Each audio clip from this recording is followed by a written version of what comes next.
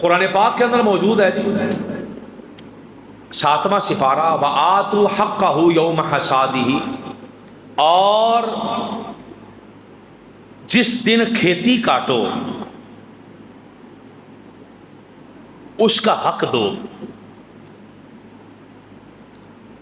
توجہ کرنی ہے، پوری بڑا اہم مسئلہ میں شروع کر رہا ہوں۔ جس دن کھیتی کاٹو اس دن اس کا حق دو، یہ قرآن کی آیت ہے۔ اس کا جو پارہ نمبر 7 ہے سورۃ الانعام ہے۔ اللہ رب العزت نے ارشاد فرمایا جس دن تم نے کھیت میں سے کوئی چیز کاٹنی ہے، کوئی فصل کاٹنی ہے، وہ گندم ہے، وہ منجی ہے، وہ کوئی چیز بھی ہے، بڑی بھرپور توجہ چاہیے ہوگی مجھے یہاں پر۔ وَآتُوا حَقَّهُ يَوْمَ حَصَادِهِ، کھیتی کٹنے کے دن اس کا حق دینا ہے۔ یہ جو آیت ہے نا، أَنبَتَتْ سَبْعَ سَنَابِلَ فِي كُلِّ سُنبُلَةٍ مِائَةُ حَبَّةٍ، کہ جو اللہ کی راہ میں خرچ کرتا اس کی مثال ایسے ہے کہ جس نے ایک دانہ اگایا، ایک بیج پھینکا، اور اس میں سے اللہ پاک نے 700 دانہ نکال دیا، 700 دانہ نکال دیا ایک بیج میں سے۔ یعنی اللہ کی راہ میں اگر ایک دانہ بھی بندہ دے رہا، ایک پیسہ بھی دے رہا، اس کا ثواب 700 گنا تک ہے۔ مختلف قرآن پاک کی آیات ہے اور اس کا ترجمہ ہے۔ حضرت حسن مجتبی رضی اللہ تعالیٰ عنہ سے حدیث مروی ہے، فرماتے ہیں نبی پاک صلی اللہ تعالیٰ علیہ وسلم نے ارشاد فرمایا زکوٰۃ دے کر، میں عشر کے متعلق اور زکوٰۃ کے متعلق ایک حدیث پڑھنے لگا ہوں۔ آقا علیہ الصلوۃ والسلام نے ارشاد فرمایا زکوٰۃ دے کر اپنے مالوں کو مضبوط قلعوں میں بند کر لو۔ تم زکوٰۃ دو گے اللہ تمہارے مال کی حفاظت فرمائے گا، تم عشر دو گے اللہ تمہارے اناج، تمہاری گندم، تمہارے دیگر چیزوں کی حفاظت فرمائے گا۔ حدیث پاک کے لفظ ہیں کہ تم زکوٰۃ دے کے اپنے مالوں کو مضبوط قلعوں میں بند کر لو، اور اس حدیث پاک میں فرمایا اور صدقہ دے کر اپنے بیماروں کا علاج کرو۔ بیماری جب آ جاتی ہے کسی بندے پر، اس کی دوائی دارو بھی کرنا چاہیے، لیکن اس کا صدقہ دینا نہیں کرتے۔ گھر میں بڑے بزرگ کہ اس کے سر پہ کوئی چیز وار کے دے رہے ہوتے ہیں، اس کے سر پہ کوئی چیز، وہ گوشت وار دیا، پیسے وار دیے، کسی نے کو انڈا وار دیا، وار کے وہ دے دیا۔ تو فرمایا کہ صدقہ دے کر اپنے بیماروں کا علاج کرو، اور دعا اور تضرع یعنی رونا، گڑ گڑانا، دعا کرنا اللہ کے حضور، فرمایا رو کر، گڑ گڑا کر، دعا کر کے اللہ سے مدد مانگا کرو۔ اس حدیث میں 3 چیزیں ہیں، توجہ چاہوں گا میں آپ سب احباب کی۔ آقا علیہ السلام نے فرمایا زکوٰۃ دے کر اپنے مال محفوظ کرو، بیماروں کی بیماری ٹھیک کرنے کے لیے صدقہ دو۔ اس کو 2-4 لائنوں میں سمجھ لیں۔ ہمارے ہاں بعض رواج ایسے ہوتے ہیں کہ وہ گوشت ہم وار کے نہ تو جی اسے چھت پہ پھینکائیں، اگر تو پرندے کھاتے ہیں تو بہت اچھا ہے، آپ دے دیں۔ اسی طریقے سے جی یہ انڈا مار کے چھت پہ رکھا ہے، کوئی چیز خود ہی کھا جائے گی۔ یہ سارے طریقے جو ہیں یہ کریں، لیکن توجہ فرمائیں، جو جن ہیں، جنات، ان کی خوراک ہے گوشت کی ہڈیاں اور گوبر۔ یہ جنات کی خوراک ہے، گوشت کی ہڈیاں اور گوبر۔ آقا علیہ الصلوۃ والسلام نے فرمایا کہ ہڈیاں، جو حدیثوں میں اور خلاصہ ہے کہ ہڈیاں غلط جگہ پہ، گندی جگہ پہ یوں نہ پھینکی جائے، تمہارے بھائیوں کی خوراک ہے۔ لیکن چھت پہ گوشت رکھ دینا اس لیے کہ کوئی باہر والی چیز آ کے کھا جائے گی، آپ خود دعوت دے رہے ہیں ایسی چیزوں کو اپنے گھر آنے کی۔ آپ سمجھ رہے ہیں میری بات؟ آپ خود دعوت دے رہے ہیں ایسی چیزوں کو اپنے گھر آنے کی۔ گوشت لے جائیں جی فلانے پل پہ پھینکائیں، گوشت لے جائیں، اگر تو وہ ضائع ہو رہا ہے وہاں پر پھینکا ہوا تو گناہ ملے گا۔ ہاں، پرندوں کے لیے دانہ رکھ دینا ثواب ہے، صدقہ ہے۔ پرندوں کے لیے پانی رکھ دینا صدقہ، ثواب ہے۔ کوئی جاندار چیز کو چیز آپ نے کھلا دی وہ صدقہ اور ثواب ہے۔ لیکن اگر آپ وہ جا کے نہر میں پھینک رہے ہیں، آپ جا کے اس کو جنگل میں پھینک رہے ہیں اور کہہ رہے کہ باہر والی چیز آ کے کھا جائے گی، تو آپ نے خود دعوت دی ہے نا آنے کی کہ وہ دوبارہ آ جائے آپ کے پاس۔ آپ لالچ دے رہے ہیں اس کو دوبارہ آنے کا، اس لیے اس کو یوں ضائع کرنے سے بہتر یہ ہوتا ہے کہ آپ کسی غریب مسکین کو وہ صدقہ دے دیں۔ اب اگلا سوال ہے بیمار کے لیے صدقہ کرنا ہے تو زندہ کریں کہ ذبح کیا ہوا گوشت کریں؟ یہ بڑا اہم سوال لوگ پوچھ لیتے ہیں. تو بھئی آپ کی مرضی پہ ہے، وہ آپ کی مرضی پہ، آپ زندہ دینا چاہ رہے ہیں، ذبح شدہ دینا چاہ رہے ہیں، آپ زندہ دے دیں تو بھی چلے گا، ذبح شدہ دے دیں تو بھی چلے گا. یہ ٹوٹکے بنے ہوئے ہیں، ورنہ قرآن میں حدیث میں یہ نہیں ہے کہ آپ ذبح شدہ دیں آپ اس کو زندہ دیں. قرآن حدیث میں یہ چیز نہیں ہے. آپ زندہ دے دیں گے، آپ ذبح دے دیں گے، آپ گوشت دے دیں گے، آپ اناج دے دیں گے، آپ پیسے دے دیں گے، آپ کپڑا دے دیں گے، صدقے سارے چلیں گے. لیکن میں جو سمجھ سکتا ہوں، میں اپنی ایک سمجھ بتا رہا ہوں کہ سب سے بہترین صدقہ یہ ہوتا ہے کہ آپ اس بندے کو نقدی دے دیں. کس لیے کہ جس کو دے رہے ہیں آپ 2 کلو گوشت دے رہے ہیں، دو افراد ہیں گھر میں، فریج تو بیچارے کے ہاں ہے کوئی نہیں، وہ 2 کلو کا کرے گا کیا؟ آپ سمجھ رہے میری بات؟ وہ 2 کلو کا کرے گا کیا؟ اس کو ضرورت ہے دوائی کی، اس کو ضرورت ہے کپڑے کی، اس کو ضرورت ہے، آج اس کے گھر میں مرچ نہیں ہے، آج اس کے گھر میں گھی نہیں ہے، ہم اسے گوشت دے آئے. میں یہ نہیں کہہ رہا کہ ثواب نہیں ملے گا، گوشت پہ ثواب ملے گا، یہ قطعاً بات غلط ہے، ابھی گوشت پہ ثواب نہیں ملے گا. لیکن جو بہتر کا میں بتانا چاہ رہا ہوں اور آپ کو سمجھانا چاہ رہا ہوں کہ بہترین صدقہ کیا ہے. ایسی چیز دیں جس کو وہ خرچ کر سکے. آپ گندم دے دیں، وہ بیچ کے آگے وہ صدقہ کر لے، اپنے گھر کی ضروریات پوری کر لے. آپ اسے پیسے دے دیں، وہ اپنے گھر کی ضروریات پوری کر لے. جو ہم بیمار کی طرف سے صدقہ کرتے ہیں، بہترین صدقہ کیا ہے؟ بہترین صدقہ یا بہترین طریقہ کیا کہ آپ اس کو نقدی میں دے دیں یا کسی ایسی چیز میں دیں کہ جس کو وہ دیگر ضروریات میں بھی لگانا چاہے تو وہ لگا سکے.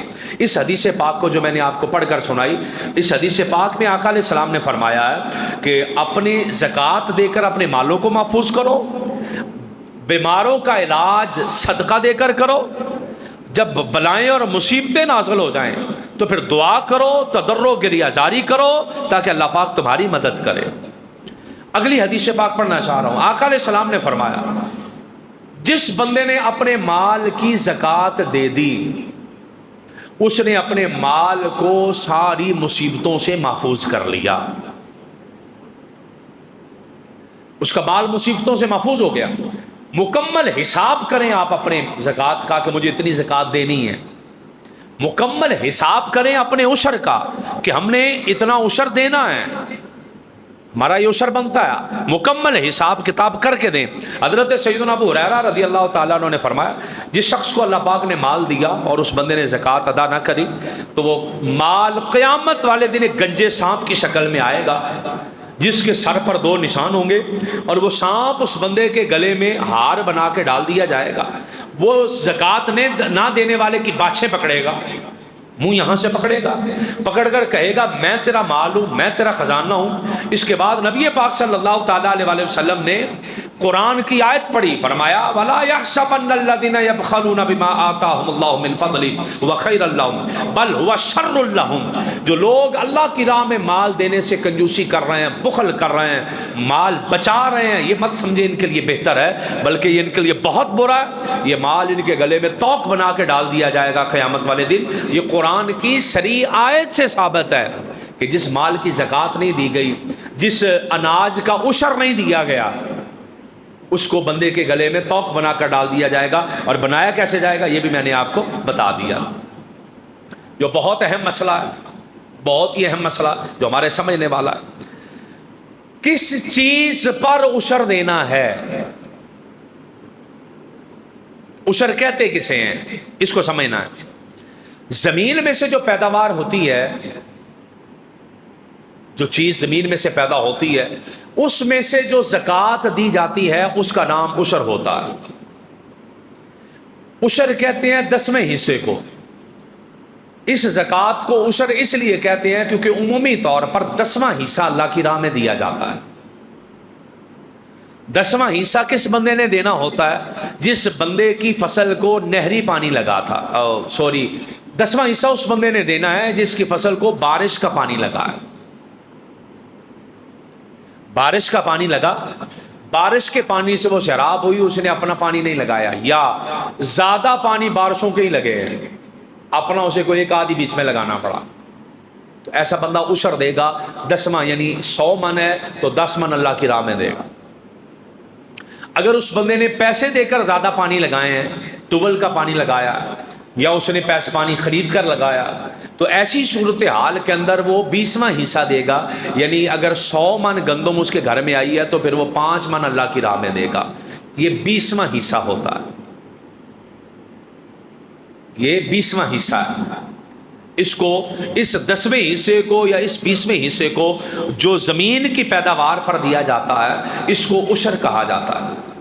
اب بڑی توجہ سے سمجھیے گا اگلی بات، کس پیداوار پر عشر دینا ہے؟ ہمارے ہاں عمومی طور پر یہ سمجھا جاتا ہے کہ جہاں گندم ہوتی ہے تو گندم کے موسم میں بندے عشر دیتے ہیں، عمومی طور پہ گندم آ گئی ہے تو مدرسوں کا رخ کرتے ہیں ابھی عشر دینا ہے، گندم آ گئی ہے تو غریبوں کا رخ کرتے ہیں ابھی میں نے چلو عشر نکال دوں، بہت اچھا ہے جی نکالنا چاہیے عشر، بالکل ناپ تول کے اس کو کم از کم، ہمارے علاقوں میں چونکہ ٹوبل وغیرہ سے پانی لگتے ہیں، ٹھیک ہے، اور خرید کر پانی لگتے ہیں تو 20واں حصہ ہی دیا جاتا ہے، نہری پانی کے علاقوں میں تو جاتے نہیں ہیں، یا بارش بہت کم ہوتی ہے، وہ اتنا کردار اس بارش کا ہوتا نہیں ہے۔ ہاں ہمارے علاقے میں اگر ایسی فصل ہے کہ جس فصل کو زیادہ بارشوں نے سیلاب کیا اور اس کو ٹوبل وغیرہ کا پانی نہیں لگانا پڑا، تو ایسی صورت کے حال کے اندر ہمارے ہاں بھی وہ 10واں حصہ ہی دے گا، 100 کا 10 من دے گا۔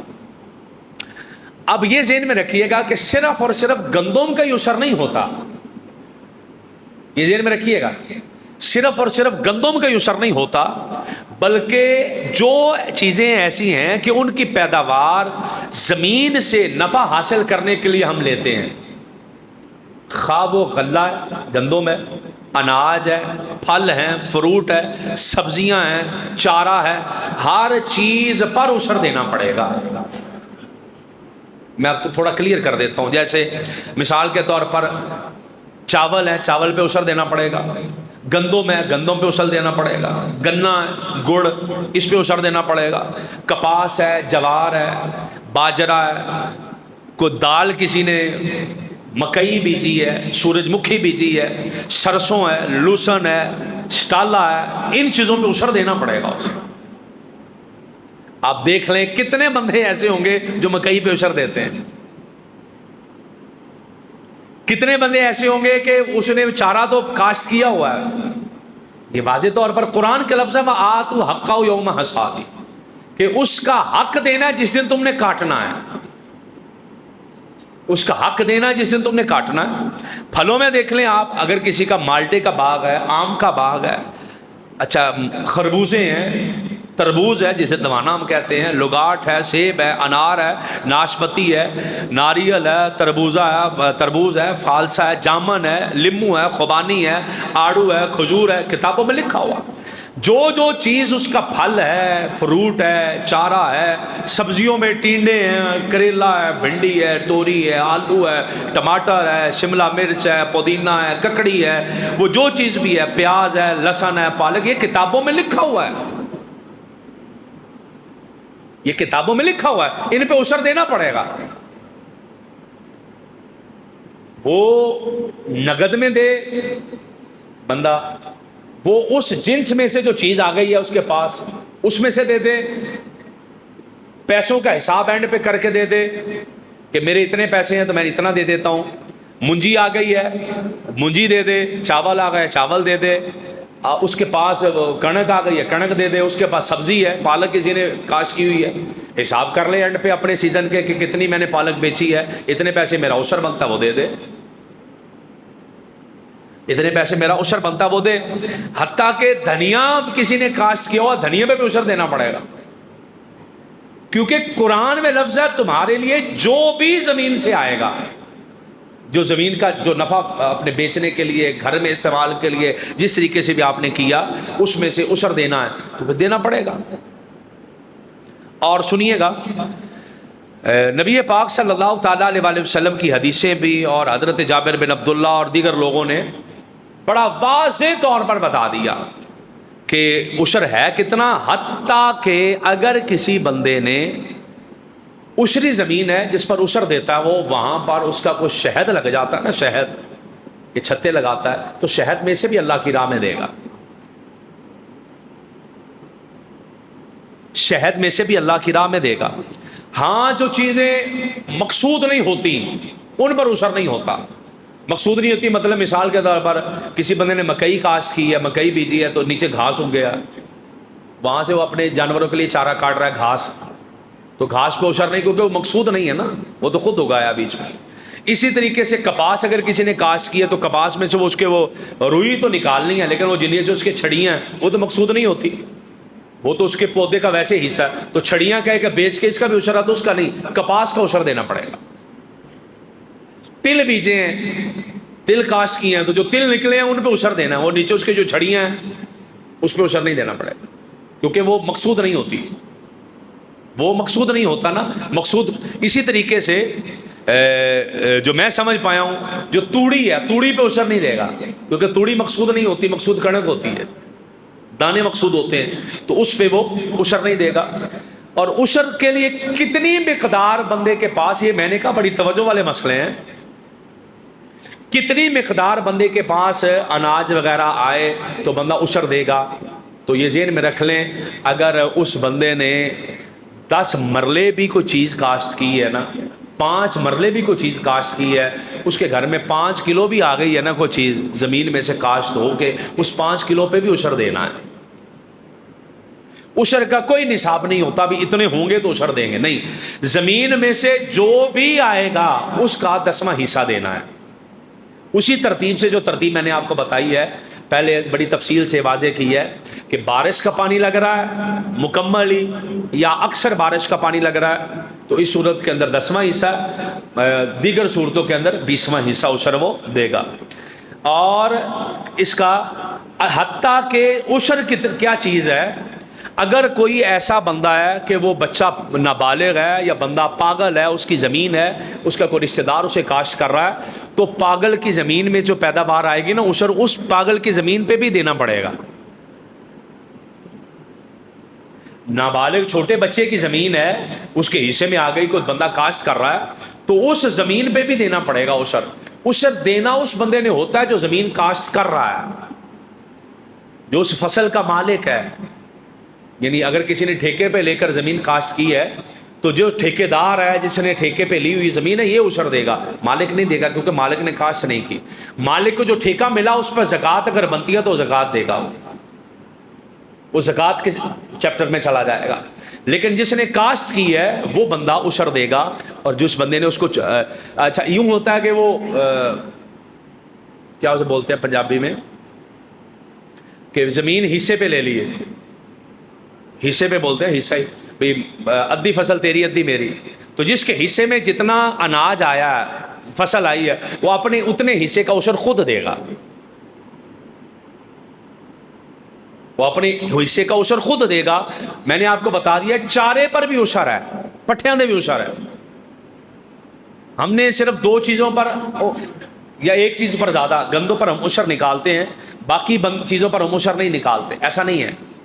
ہمیں گندوں پہ بھی اشر نکالنا پڑے گا، ہمیں چاولوں پہ بھی نکالنا پڑے گا، ہمیں چارے مکئی وغیرہ وغیرہ ہر چیز پر اس کا اشر نکالنا پڑے گا، ذہن میں کلیئر رکھیے گا۔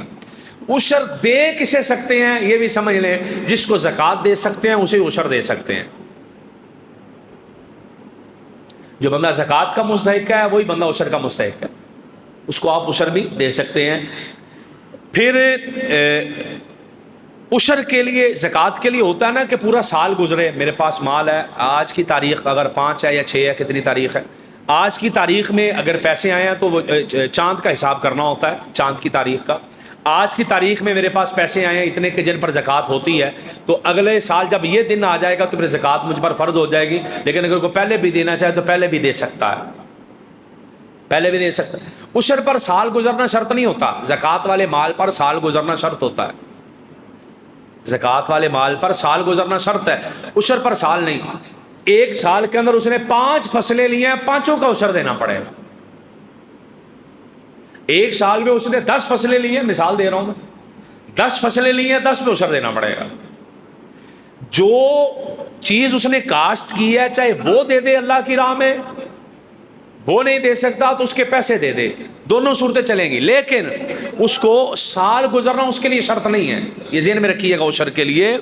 اور جتنی بار بھی کاشت کرے گا اتنی بار ہی اس کو دینا پڑے گا، اشر دینا پڑے گا۔ اگلی چیز ہے کہ اگر کوئی زمین کا مالک ہے، وہ میں نے تھوڑا سا پہلے کلیئر کر دیا، زمین کا مالک ہے وہ خود کاشتکاری نہیں کرتا، اس نے ٹھیکے پہ دی ہوئی ہے، تو جو ٹھیکے دار ہے وہ دے گا، حصے پہ دی ہوئی ہے تو اس کے حصے میں جتنا آئے گا اس پہ عشر دے گا، اس کے اوپر عشر دے گا جو اس کے حصے میں آئے گا۔ عشر دینے کے لیے ایک اور مسئلہ بڑا اہم ہے اور بے تحاشا مرتبہ پوچھا جاتا ہے کہ جو اب عشر دینے لگے ہیں تو کیا جو اس کے اخراجات آئے ہیں، کھاد ہے، سپرے ہے وغیرہ وغیرہ، یہ ہم خرچہ پہلے نکال لیں، جو صافی بچت ہوئی ہے اس پہ عشر دیں؟ ایسا نہیں کرنا، خرچے وغیرہ نکالنے سے پہلے عشر دینا ہے، خرچے وغیرہ نکالنے سے پہلے عشر دینا ہے۔ شریعت نے کتنی چھوٹ دے دی ہے کہ 10 من ہے 100 من کا، 10 من ہے 100 من کا، تو شریعت نے کہا کہ اگر تو نے پانی خرید کے لگایا ہوا تو 5 من کم کر لے، وہ 10 من کو 5 من کر دیا، تو 5 من پہ شریعت پہلے لے آئی ہے۔ اب اس میں بھی کہیں کہ خرچے نکال کے، تو پھر اینڈ پہ تو آپ کہیں گے جی میرے کو تو ہے ہی کوئی نہیں، میری تو چھوڑی خالی ہے، ایسا نہیں کریں گے نا۔ آپ نے گندم کاٹ لی ہے، آ گئی ہے، عشر فرض ہو گیا۔ لیکن اگر آپ دیکھ رہے ہیں، میں مثال سمجھانے لگا ہوں، آپ کے پاس ایک غریب آدمی آ جاتا ہے اور آپ کو لگ رہا ہے کہ یار مستحق ہے، لیکن ابھی عشر میری فصل آئی نہیں ہے، فصل پک گئی ہے، کاٹنے والی ہے، بندہ آ گیا اس کو دینے کے لیے واقعی مجبور ہے۔ اگر آپ فصل پکی ہوئی ہے، تیار ہے، کاٹنے کے قریب ہے، بالکل مکمل ہے، یا کٹ کے پڑی ہوئی ہے، ابھی وہ کنک گائی نہیں ہے، یا مشین لگی ہوئی ہے، گھر نہیں آئی ابھی، ان سب صورتوں میں اگر آپ اپنی جیب سے پیسے دے کے عشر کی مد میں گننا چاہیں تو گن سکتے ہیں۔ مسئلہ سمجھے جی؟ ان سب صورتوں میں گننا چاہیں تو گن سکتے ہیں، لیکن اگر فصل چھوٹی چھوٹی کنک ہے، ابھی اس کو سٹا ہی نہیں لگا، ابھی وہ تیار ہونے کے قریب، اس ٹائم پہ دے کے عشر نہیں گن سکتے۔ اس کو یوں سمجھیں، اگر فصل اس حالت میں ہے کہ اس حالت میں جا کے عمومی طور پر فصل ضائع نہیں ہوتی، چھٹے وٹے لگ گئے ہیں، دانا سانا بیچ میں آ گیا، تیار شیار ہونے کے قریب ہے، ابھی مکمل طریقے سے وہ پکی نہیں ہے، وہ پکنے کے قریب ہے، باغ ہے کوئی اس میں پھل لگ گیا، اب وہ پکنے کے بالکل قریب ہی ہے، ابھی مکمل پکا نہیں ہے، وہ پکنے، تو اگر جب اس کنڈیشن میں چلا جائے کہ وہ فصل اب خراب نہیں ہوگی، بس ٹھیک ہے اب آ جانی ہے، تو اس صورت کے اندر آپ اس میں عشر دے سکتے ہیں۔ ہاں یہ نہیں کہہ دینا بالکل پکی بھی تو بس اوقات تباہ ہو جاتی ہے، اس کا حساب نہیں ہوتا، اس کا حساب نہیں ہوتا۔ ہاں میں بتانے لگا، وہ بتا دیتا ہوں، وہ بتا دیں۔ اسی طریقے سے یہ سوال ہے کہ ٹھیکہ جو ہے وہ نکالنے کے لیے، یہ بھی بتا دیتا ہوں میں۔ اسی طریقے سے ایک چیز اور ہے عشر کے بارے میں، بڑی اہم چیز ہے وہ، کہ عشر جو ہے، عشر اس کے اندر یہ ہوتا ہے کہ جب آپ نے اس کو نکال لیا، بہتر اور اچھا جو ہے سب سے وہ یہ ہوتا ہے کہ گھر میں لائیں ہی حصہ نکال کر، گھر میں لائیں ہی حصہ نکال کر۔ لیکن اگر کوئی گھر لاتا ہے، گھر لا کے دیتا تو بھی چلے گا، لیکن اگر وہاں دیتے ہیں تو شریعت زیادہ پسند کرتی ہے، شریعت زیادہ پسند کرتی ہے۔ عشر میں جان بوجھ کے تاخیر کرنا، ابھی چل اچھا دینے ہیں، چل پئی یہ دینے ہیں، تو یہ گناہ ہے، یہ گناہ۔ اللہ نہ کرے کوئی ایسی مصیبت آ جاتی ہے، ایسی آفت آ جاتی ہے کہ ساری کی ساری فصل ہی تباہ ہو جاتی ہے، کچھ بھی نہیں بچتا، پھر عشر معاف ہے، پھر عشر معاف ہے۔ ہاں کچھ بچتا ہے تو جتنا بچ گیا اس میں سے عشر دے گا۔ ہمارا ذہن یہ ہوتا ہے کہ شاید یہ دینے سے تھوڑی کمی آ گئی میرے مال میں، یہ دینے سے شاید کوئی نہ مسئلہ آ گیا، میں نے عشر دے دیا تو اتنے دانے کم ہو گئے، اتنا ہی ہو گیا۔ ان لوگوں کو ذرا پوچھ کے دیکھیے گا کہ جو اللہ کی راہ میں مستقل دیتے ہیں، ان سے دیکھیے گا۔ دو چیزیں میں موٹی موٹی بتانے لگا ہوں، باقی آپ نے خود محسوس کر لینا۔ جو لوگ اللہ کی راہ میں دیتے ہیں، نمبر ایک، اللہ ان کو ایسے ایسے راستوں سے دے دیتا کہ بندے کے اپنے ذہن میں بھی نہیں ہوتا، ایک تو یہ۔ دوسری چیز یہ کہ اللہ کی راہ میں دینے والے کو سکون ہی بڑا آ جاتا ہے، بڑا سکون آتا ہے کہ یار میں نے اللہ کی راہ میں دیا ہے نا۔ بندہ اپنے اندر ایک فخر محسوس کرتا ہے، اپنے دل میں ایک اعزاز محسوس کرتا ہے کہ میرے مالک شکر ہے تو نے مجھے دینے والا بنایا، لینے والا نہیں بنایا۔ ایک لمحے کے لیے مجھے اپنی سوچیں بھی دیجیے گا، جو سوچ میں سوچنا آپ نے، کہ اگر بالفرض میں اس بندے کی بات کر رہا ہوں، میرے بندے نے پی ایچ ڈی بھی کیتی ہوئے نا، پی ایچ ڈی بھی کی ہے اس بندے نے. تو اگر اللہ نے اسے کروڑوں دیا تو اس کی پی ایچ ڈی کا کمال کوئی نہیں ہے, کیونکہ کئی پی ایچ ڈی رول رہے ہیں, کئی پی ایچ ڈی رول رہے ہیں. اگر اللہ نے اسے مال دیا نا, آپ کو مال دیا, آپ کو کھانا پینا, بچے, صحت ہے گھر میں, آپ ماشاءاللہ ٹھیک زندگی بسر کر رہے ہیں, تو 2 نفل پڑھیں کہ رب کا شکر ہے جس نے اپنے خزانوں سے دے رکھا ہے, اپنے خزانوں سے دے رکھا ہے. آپ کے گھر میں گندم آ رہی ہے, ابھی آپ کے گھر میں چاول آ رہے ہیں, مرضی کا کھانا کھا رہے ہیں ماشاءاللہ. اللہ نہ کرے تھوڑی بہت کوئی بیماری آتی ہے تو آپ اپنی جیب سے پیسے نکال کے خرچ کر سکتے ہیں. بچے آپ کے نے تھوڑا بہت خرچہ مانگا, آپ نکال کے اسے دے سکتے ہیں. گھر والوں نے کوئی چھوٹی موٹی ڈیمانڈ کر دی, آپ اپنی ماشاءاللہ بغیر پریشانی کے پوری کر رہے ہیں. تو 2 نفل اس کے بھی پڑھیں, 2 نفل اس کے بھی پڑھیں کہ اس رب کا شکر ہے کہ مجھے بچے کی کاپیاں لینے کے لیے کسی سے مانگنا نہیں پڑ رہا, بچے کے یونیفارم کے لیے مجھے کسی سے نہیں مانگنا پڑ رہا. میرے مالک شکر ہے, میرے مالک تیرا شکر ہے. اگر اللہ نے اس سے زیادہ دیا ہے کہ آپ کے دروازے پہ کوئی صبح دستک دے دیتا ہے اور آپ اٹھ کے چلے جاتے ہیں, وہ کہہ دیتا ہے جی میرے گھر میں فلانا بندہ بیمار ہے, مجھے اتنے پیسے چاہیے, اور آپ اسے بغیر پریشانی کے کسی سے مانگے تانگے بغیر جیب سے نکال کے دے سکتے ہیں. تو 2 نفل اس پہ بھی پڑھیے گا, میرے مالک یہ تیرا بندہ میرے دروازے پہ وہ آیا جس نے پہلے تجھ سے مانگا تھا اور تو نے اسے میرے گھر کا دروازہ بتایا. تو نے کسی دوست نے نا مجھے اس رمضان المبارک میں کچھ زکوٰۃ کے پیسے دیے کہ غریبوں کو دے دیں, بانٹ دیں. وہ بڑی ایک اچھی خاصی رقم تھی. جب ہم غریبوں کو دیتے ہیں نا وہ زکوٰۃ, یہ زکوٰۃ اس کو دے دی, اس کو دے دی, وہ جب دعائیں دیتی ہیں نا وہ اماں جان بیٹھ کے رو کے آنسو بہا کے, خدا کی قسم بندے کا جو ہے نا وہ میرے پاس لفظ نہیں ہے, وہ جب ماں رو کے کہتی ہے نا کہ مینوں تے کسی نے کدی پوچھے ہی نہیں سی تے پتر تسی مینوں کیویں دین آ گئے جے, مجھے تو لوگ سمجھتے کہ اس کے حالات ٹھیک ہیں تو میرے دروازے پہ آپ آ گئے ہیں مجھے یہ دینے کے لیے. تو وہ ماں جب رو کے آنسو بہا کے کہتی ہے شکر ہے بیٹا میری عید بھی ہو جائے گی, خدا کی قسم ہے بندے کا کلیجہ ہی ٹھنڈا ہو جاتا ہے, بندے کو سکون آ جاتا ہے کہ یا اللہ شکر ہے تو نے مجھے کس دروازے پر بھیج دیا. اس لیے نا جی عشر دیں لازمی طور پر. جو احباب جن کے ہاں کوئی رشتہ دار ہے, اعزاء اقربا دوست احباب ہیں, سب سے پہلے غریبوں کا حق ہوتا ہے, غریبوں کو دیں. نمبر 2 پہ آپ سمجھ رہے ہیں کہ میں غریبوں کو بھی اس کا حد تک دے دیا, تو دوسرا جو مصرف ہوتا ہے اس کا, عشر میں زکوٰۃ میں کسی مسجد کو پیسے سیدھے نہیں دے سکتے, کیونکہ قرآن میں لفظ ہے للفقراء والمساکین والعاملین, لام کا لفظ ہے, لام کا لفظ ہے. ہم حنفیوں کے ہاں اس کا زکوٰۃ کا عشر کا کسی کو مالک بنانا پڑے گا, شرعی حکم ہے. مسجد میں کوئی بندہ مالک نہیں بنتا, مسجد کے پیسے, مسجد کی زمین, مسجد کی جگہ اللہ کی وقف ہوتی ہے, اللہ کی بارگاہ میں. اس لیے اگر کسی بندے نے اتنا ٹکڑا مسجد میں وقف کر دیا نا, وہ ساری زندگی واپس بھی لینا چاہے تو واپس لے نہیں سکتا, کیونکہ وہ اب اللہ کی ملکیت میں چلی گئی ہے. مسئلہ سمجھنے, مسجد کی جگہ بک نہیں سکتی کیونکہ اللہ کی ملکیت میں ہے. مسجد کی جگہ جو وقف ہو گئی ہے وہ مسجد کے لیے وقف ہو گئی ہے, جو پیسہ مسجد کے لیے آ گیا وہ مسجد کے لیے آ گیا, اب واپس نہیں ہو سکتا وہ, کیونکہ اللہ کی ملکیت میں. وقف کرنا کسے کہتے ہیں؟ کسی چیز کو اپنی ملکیت سے نکال کے اللہ کی ملکیت میں دے دینا. آپ نے اسے اللہ کی ملکیت میں دے دیا. زکوٰۃ میں کسی بندے کو مالک بنانا ہوتا ہے, اس لیے زکوٰۃ کا بہترین مصرف ہوتا ہے پہلے غریب, اور غریبوں میں بھی سب سے پہلے رشتہ دار. رشتہ داروں میں سب سے پہلے سگے بھائی, سگی بہنیں, پھپھو, چاچا, ماما, بابا, جو بھی رشتہ دار ہیں. ہاں اپنی اولاد کو نہیں دینا, اپنی بیوی کو نہیں دینا, اپنے باپ کو اپنی ماں کو نہیں دینا, یعنی اپنے نیچے والی نسل اور اپنے اوپر والی نسل کو نہیں دینا. خالصتاً انہیں اپنے ذاتی مال میں سے دینا. جو سائڈوں پہ لوگ ہیں اگر کوئی مستحق زکوٰۃ ہے اسے دے دیں, انشاءاللہ ثواب ملے گا, بلکہ زیادہ ملے گا. میں نے 1-2 جمعہ پہلے حدیث پڑھ کر سنائی تھی, آقا علیہ السلام نے فرمایا جو رشتہ داروں پر صدقہ کرتا ہے اسے ڈبل ثواب ہے, ایک صدقہ کرنے کا, دوسرا رشتہ داری نبھانے کا, اسے ڈبل ثواب ہے. لیکن اس کے بعد جو دوسرا درجہ آ جاتا ہے وہ ہوتے ہیں کہ اہل سنت و جماعت کے مدارس ہوتے ہیں,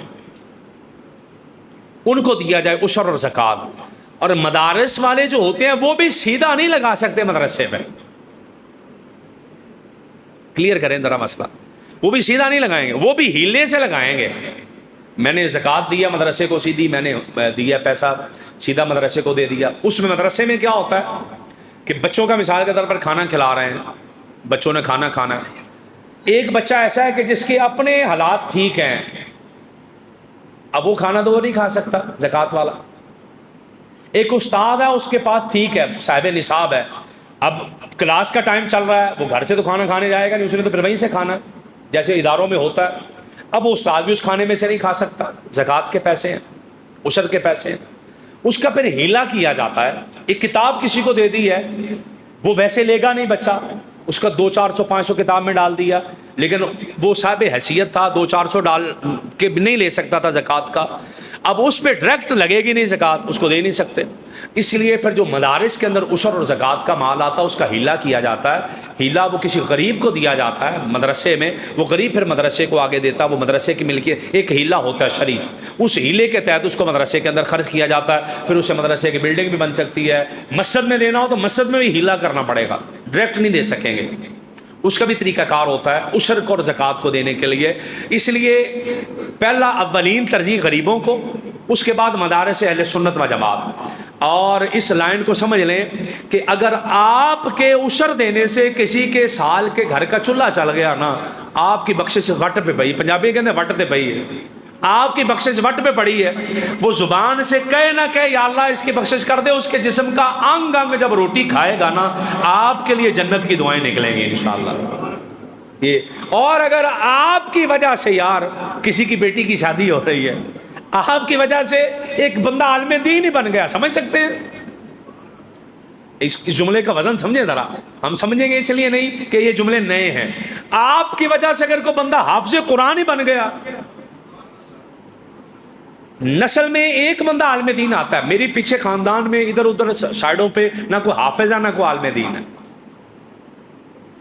کوئی نہیں ہے. ایک ہی بندہ آتا ہے، چینجنگ پوائنٹ جسے کہتے ہیں. ایک بندہ آ گیا، اب پتہ نہیں میری اولاد میں سے بھی عالم نکلیں گے، میرے رشتہ داروں میں سے بھی عالم نکلیں گے، میرے ادھر سے بھی عالم. اچھا آپ میں سے بہت سارے لوگ ایسے، یہ بچے بیٹھے ہیں پڑھ رہے ہیں، ان کے والدین میں کوئی حافظ قرآن نہیں تھا، یہ حافظ قرآن بنیں گے، ان کی آنے والی نسلیں حافظ قرآن بن جائیں گی. یعنی آپ نے ایک نیکی کا میٹر چالو کر دیا، آپ نے یوں کر دینا، نیکی کا میٹر چالو کر دینا. اور اس طریقے سے آپ نے عشر اور زکوٰۃ کا استعمال کرنا ہے. عشر لازمی دیں. اور بھائی کا سوال جو تھا کہ ٹھیکہ نکالنا، پہلے ٹھیکہ نکالنے بغیر، ٹھیکہ نہیں نکالیں گے، عشر پہلے دیں گے، ٹھیکہ پھر نکال لیں گے. اللہ پاک ہمیں عمل کی توفیق عطا.